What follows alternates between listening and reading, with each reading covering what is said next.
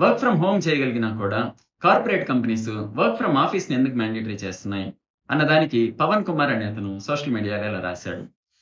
అంతా government pressure భయ్య real estate కోసం. ఫర్ ఎగ్జాంపుల్ హైదరాబాద్ని తీసుకో. వన్స్ మనం వెళ్ళిపోతే ఈ బిల్డింగ్ యూజ్ ఉండదు. సైట్ సీయింగ్ ఏరియాకి వెళ్ళేది మనలో హాస్టల్స్లో ఉండేవాళ్ళే ఎక్కువ. ఫుడ్ మార్కెట్కి మెయిన్ ఇన్కమే పీజీ పీపుల్. ల్యాండ్ వాల్యూ పడిపోద్ది. లోకల్ ట్యాక్సింగ్ లైక్ సోప్స్ లాంటి నెసెసరీ కన్జంప్షన్ తగ్గిపోద్ది. Total state revenue collapse.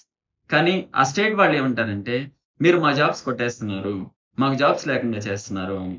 కానీ వాళ్ళు అర్థం చేసుకుంది ఏంటంటే మనకేం ఫ్రీగా జాబ్స్ ఇవ్వట్లేదు, చాలా రౌండ్స్ క్వాలిఫై అయ్యాకే ఇస్తారు. వితౌట్ టాలెంట్ ఇవ్వలేరు కదా. అయినా సొంత స్టేట్లో కంపెనీస్ ఉంటే ఎవడూ బయటికి రాడు.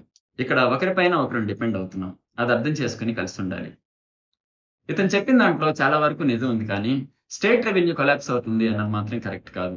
మేబీ కొంచెం తగ్గొచ్చేమో అంతే, కానీ పూర్తిగా కొలాప్స్ అవడం జరగదు. ఎందుకంటే ఈ ఇండస్ట్రీస్ ఏమీ లేనప్పుడు కూడా అన్ని స్టేట్స్ వాటంతట అవి సర్వే అయ్యాయి. ప్రతి స్టేట్ కి వాటి ఓన్ రెవెన్యూ మోడల్స్ ఉంటాయి, లేకపోతే క్రియేట్ చేసుకుంటారు.